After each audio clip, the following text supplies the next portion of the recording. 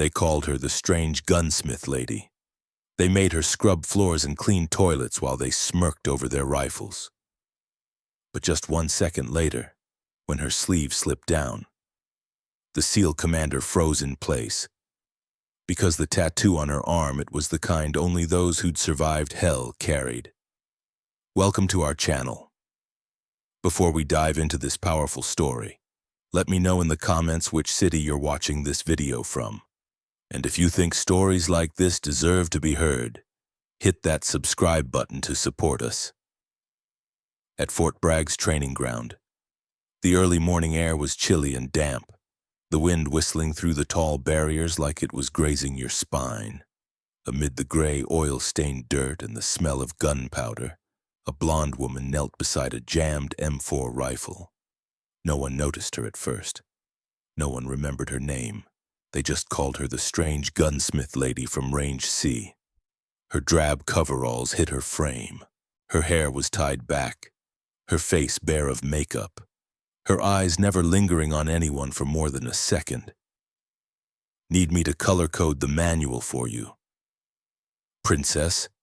A male voice rang out, tinged with amusement, as if teasing a kid in a backyard, not a colleague at a military base. Scattered laughs echoed around the range. Another voice tossed in. Or maybe call the tech hotline, bet they've got a number just for the weaker sex. She didn't answer, didn't look up. Her hands kept carefully dismantling the rifle's bolt like she was unpicking a thread from a lost loved one's shirt. Every movement was silent. Something about that silence made the laughter start to falter. Just a little. Heavy footsteps approached. Boots stomped onto the dirt-caked concrete. Standing over her was Master Sergeant Travis Kane, tall, broad-shouldered, with a gravelly voice and the smug nose of someone who thought he was always right. "Hey, Quinn, you should stick to the tech room, assembling toys. Leave real guns to the men." His voice wasn't loud, but it carried enough for everyone to hear. A few laughed. Others quietly turned away. Ilara stayed silent. She just lifted the M4 slightly, turned it, and checked the gas tube. As she leaned closer to the suppressor, her sleeve slid up a few inches. A dark mark appeared on her skin. It wasn't ink. Not some floral tattoo you'd expect. It was a variant of the SEAL trident, with a wave pattern and intricate etchings only someone who'd seen real combat would recognize. Kane froze. His eyes locked onto that tattoo. For half a second, his entire face went rigid. No one noticed. But anyone sharp enough would have seen it. Something in his gaze just got dragged back to a memory. A memory Kane didn't want to revisit. Then he turned away. Fast. Pretending he hadn't seen anything. "Keep at it, technician. Next time, ask permission before touching real toys." He said it, then stepped back. Ilara pulled her sleeve down. Still didn't speak, didn't look at anyone. She went back to fixing the rifle as if no one had ever approached her.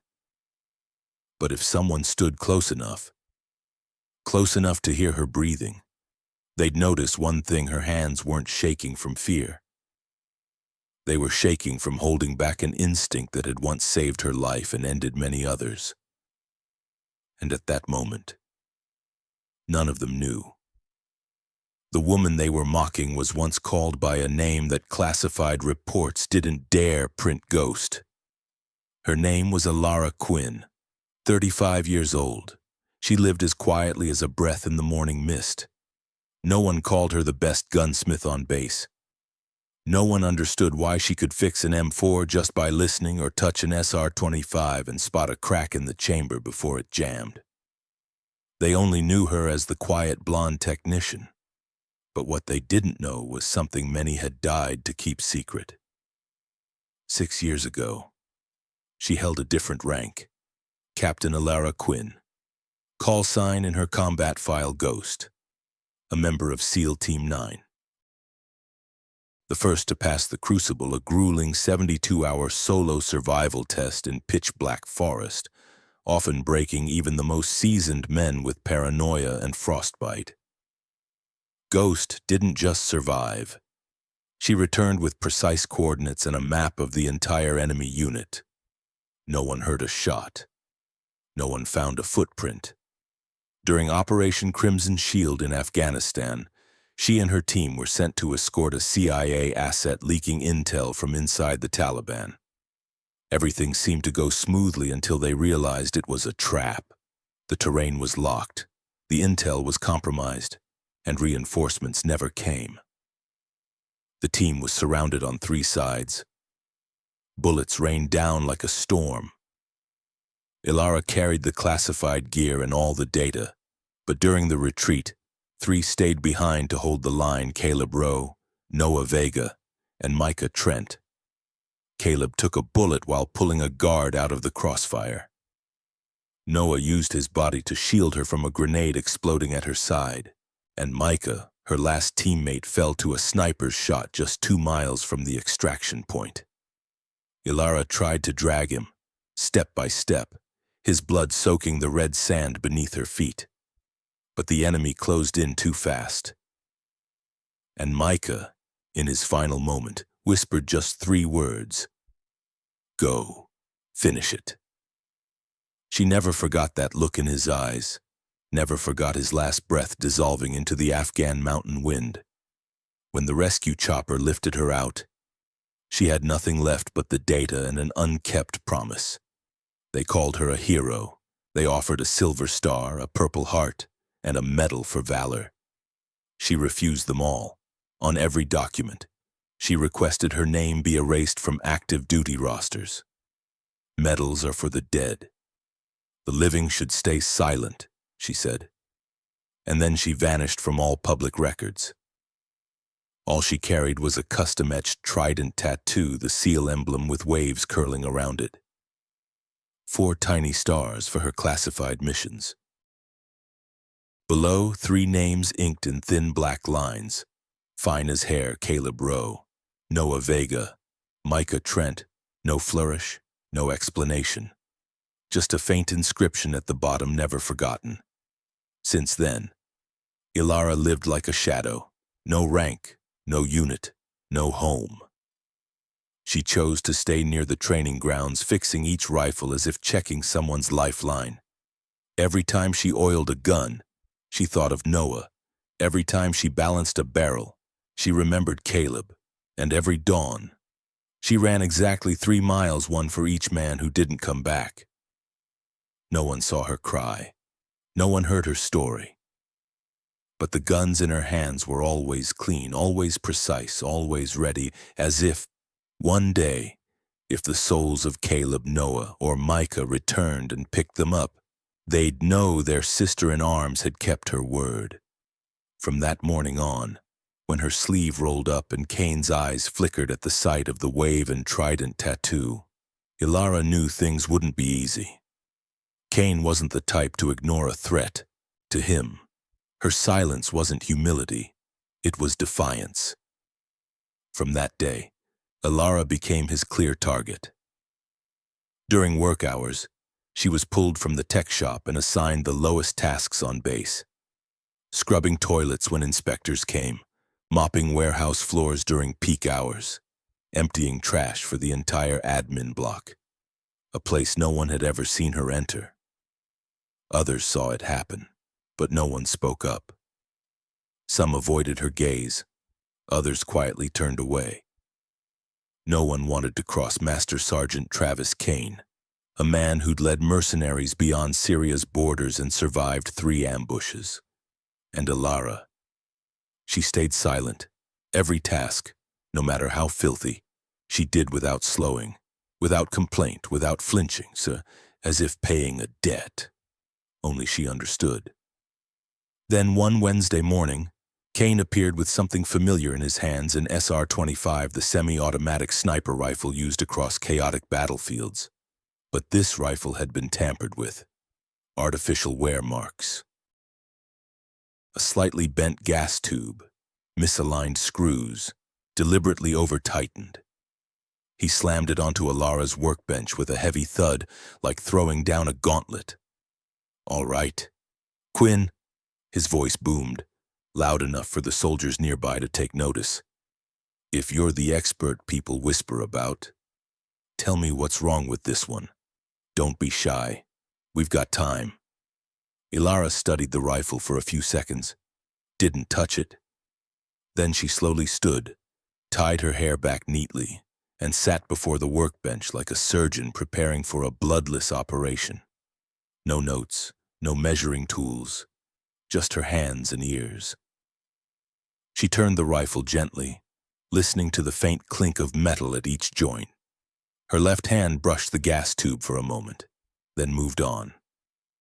"The gas tube's bent about 3 degrees, she said, her voice even, unemphatic. A brief pause. Then she continued. "Exhaust ports clogged. Signs of steel-cased rounds, roughly 700 shots. Recoil springs compressed beyond factory specs. Triggers got fine sand likely disassembled in an open field. Optic mounts were worn.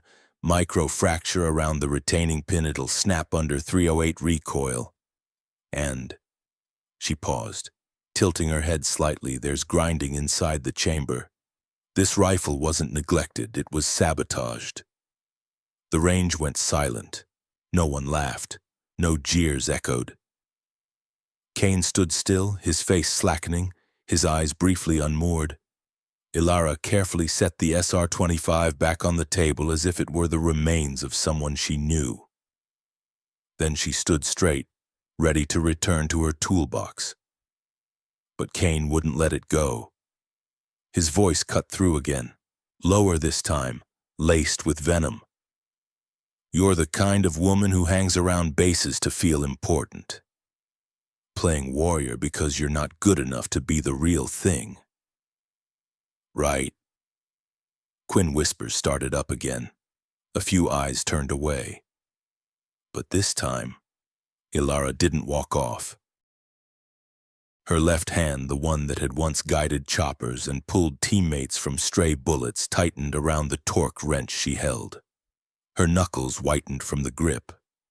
Veins rose on her wrist. Her eyes changed not their color, but their gaze. Cold. So cold. For a split second, the air on the range grew heavy, as if something massive had dropped to the ground. She said nothing, but her entire body shifted, her weight leaned slightly forward, and her breathing slowed, steady, taut like a sniper chambering a round. Kane took half a step back without realizing it. Some primal instinct told him, "Don't move." Ilara's gaze locked onto his temple, then flicked to the wrench in her hand. One swing would do it, a slight angle, enough force, 2 seconds to knock him out, 3 to end him. The calculations flashed through her mind like a reel of film. But at that moment, a voice not from outside spoke inside her head, low, warm, familiar. "We're better than our worst instincts, Ghost. That's what separates us from them." Micah, always him. Ilara let the wrench fall to the table. Not a toss, a placement, gentle. She took a breath deep but steady. When she turned to walk away, everyone stood frozen. And those who were there understood one thing. Death had entered that room, and it chose to forgive. At the far end of the training range, under the awning by the pistol area, a man in a commander's uniform had been watching silently since early morning. He said nothing, didn't intervene. Just observed as if trying to piece together fragments of an incomplete memory. Lieutenant Commander Reese Dalton wasn't the type of officer easily shaken. He'd led recon teams in Fallujah and stood in no man's land in Kandahar. But watching the blonde woman handle the SR-25, her hands moving without measuring, her eyes skipping technical charts, just tilting her ear to listen, he knew.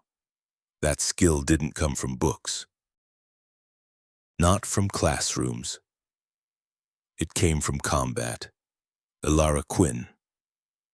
The name had sounded familiar from the start, but familiar in a hazy way, like something he'd buried deep. Only when she set the wrench down on the table gently, like placing an unmade decision, and turned to walk away, her body still carrying the restrained pulse of a fighter. Did Dalton's gaze shift from observation to inquiry? He stepped back from the range and pulled out his military-grade phone. Double encryption. Accessed a restricted database reserved for commanders involved in joint special operations. In a red-labeled section classified, with only blurred images, he found a code name repeated across reports from Syria, Somalia, and finally, Afghanistan Ghost. A few surviving photos. Most had blurred faces, but the posture, the way she held a rifle, the glance toward the wind, those couldn't be faked. And then, one report made Dalton's hand freeze. Ghost reported responsible for the elimination of IED team west of Kandahar. March 2019.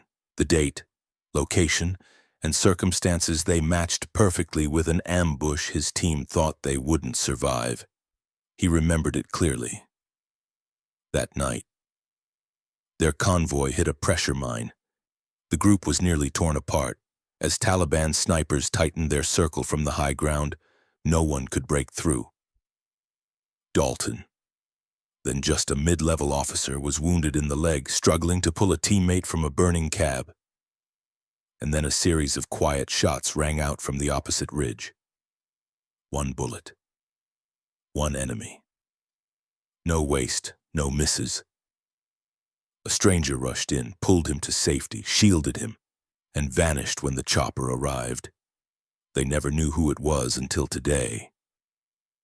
Dalton returned to the range. His heart pounded like he was back on that battlefield. As he approached, Ilara had just set down her toolbox. No one noticed him. But his voice cut through, clear, resolute like a bugle waking a 6-year slumber. Captain Ilara Quinn. Ghost, the one who saved my life and my team in Kandahar. The air froze, heads turned. A few young officers shot to their feet. Some soldiers quietly clasped their hands behind their backs, standing at attention without orders. Kane stood petrified. His mouth opened, but no words came. He didn't sit. Couldn't stand steady. Just stood there, like a man who'd just realized he'd insulted the legend of the very institution he revered. Ilara didn't respond, but her eyes shifted from wariness to recognition. She looked at Dalton. A flash of memory returned, a soot-streaked face, a bandaged arm, eyes not yet as hardened as they were now. She gave a slight nod. Then, she silently rolled up her left sleeve. No words. No need for an explanation. The seal trident stood clear. But this wasn't a standard trident. Its wave-like edges were custom-etched. In the center, 4 small stars, one for each mission Ghost had survived. Below are 3 names, inked so small only someone who'd touched it would see: Caleb Rowe, Noah Vega, Micah Trent, and 3 souls who didn't return. And here, the one who carried their memories. No one spoke, because none was needed. Some titles don't live on paper. Some warriors appear only once to save others, then vanish. At that moment, Fort Bragg was no longer just a training ground. It was where they all realized they'd mocked a shadow, and she'd already forgiven them through her silence alone. Kane approached her not as a commander, but as a man weary from carrying a heavy truth too long. In the quiet afternoon at the tech shop, his voice softened, stripped of its usual arrogance. Micah Trent, he said, eyes avoiding hers, was my cousin. Ilara wasn't surprised. She stood still, wiping a trigger assembly with an old cloth. Kane took a breath, then continued. I knew who you were the moment you stepped onto this base. Micah wrote letters about you, said you were the leader anyone would want by their side, the one he'd die to keep alive if it came to it. His voice caught for a moment. I know you didn't kill him, but I was still angry. I needed someone to blame. And you were the only one left. Ilara stopped her hands, didn't turn. She said nothing. But her silence wasn't cold. It was permission. Permission for a man learning to admit his wrongs. Days later, General Adrian Wolfe arrived. No flashy escort, no cameras. She walked straight into the shop, pulled up a wooden chair, and sat like she was visiting an old friend. She placed a file on the table. We're starting a trial training program for female Special Forces candidates. She said, no publicity, no fanfare, just someone who's survived and doesn't talk too much. Ilara didn't answer right away. She opened the file and skimmed a few lines, a simple outline. Her name nowhere in it, no media lists, no fame contracts, just an invitation none to pass on what others had died for. I'll teach one course, she said after a pause. No interviews, no recordings, and then I leave. Training Range 3 became the starting point for a program unlike any in the unit's history. A group of female candidates arrived on an early autumn morning. No one knew who'd trained them, only that it was someone who'd survived things most couldn't imagine. When Ilara stepped forward, no uniform, no rank, just a calm voice and a piercing gaze. The group straightened without a single order. And at the back of that group stood Travis Kane. Not as an overseer, as a student. He'd volunteered, requesting no exemptions, no privileges. He did every drill like the others, took notes, watched, relearned techniques he thought he'd mastered in his 20-year career. Ilara didn't mock him, didn't bring up the past, didn't diminish him in front of others. She assigned him tasks like everyone else. When he needed to keep time, he did. When he needed to demonstrate, he demonstrated. She didn't need to punish him because change doesn't start with punishment. It starts with silence and a chance to do better. During a training session on endurance and heavy load carries, Kane stayed late to stow equipment. Standing beside Ilara under the camp's awning, he turned to her, no longer hiding anything in his eyes. My daughter, he said, just turned 17. She wants to enlist. Ilara looked up, meeting his gaze for the first time since that day on the range. A moment of silence passed, and then she replied, her voice light as a breath but heavy as a message from 3 departed souls. Then let her join an army better than the one we knew. Kane nodded slowly, and for the first time in years, he saw that regret doesn't need a bowed head. It only needs change. The training course ended on a misty morning, no grand closing ceremony, no formal speeches, just a group of trainees, standing in formation, eyes forward, shoulders squared, accustomed to needing no one's validation. Ilara Quinn didn't say goodbye. She left the range as she'd arrived silently, leaving no trace. From that day, no one saw her in the tech shop, on personnel logs, or on any internal transport flights. She vanished like smoke, but her absence didn't leave a void. It left something else spreading without a name. Weeks later, the Ghost Foundation appeared. No one claimed to found it. No one signed as its head. However, advanced training equipment began arriving at programs for female soldiers. Scholarships quietly landed in the accounts of fallen warriors' children. Funding for battlefield medical research showed up at small, overlooked centers. All shared one quiet trait. No logos, no statements, no media. Just a small mark etched in a hidden corner of each shipment, 3 stars and a lone G. Travis Kane, now an instructor, didn't speak much about what had happened. But after that course, he built a small garden behind Range 3. No sign, no fence, just native shrubs growing wild and a dark metal block forged into a simple, sturdy seal trident. On it, 3 small stars were fixed near the bottom, no caption. Those who knew understood. Those who didn't need to. And on a special occasion, another truth emerged.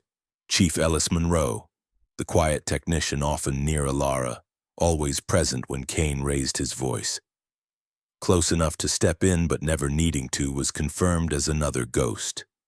An old teammate, a survivor, the one who watched her back in silence. When Kane asked why he did it, Monroe replied with a single line, "Micah was my teammate. I promised him."